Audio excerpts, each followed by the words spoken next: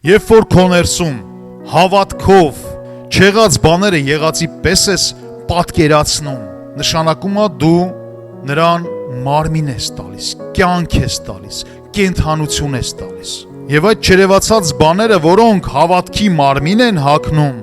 քո կյանքում իրականություն է դառնում։ Այն ինչ որ դու դեռ իրականության մեջ չես տեսնում, բայց քո ներսում դու դա վերցրել ես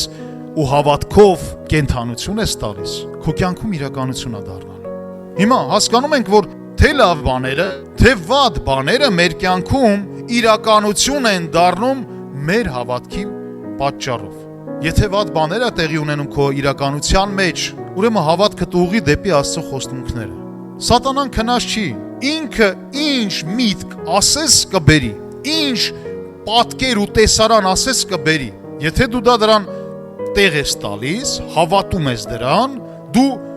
կենդանություն ես տալիս քո ներսում, որը շուտով կդառնա իրականություն։ Կարանք մենք դեռ մեր մտքի ոլորտում այդ արմատները հանենք, արմատախիլ անենք ու մեր հավատքը ուղղենք դեպի Տիրոջ կատարյալ խոստմունքները ու սկսենք Տիրոջ խոստմունքներին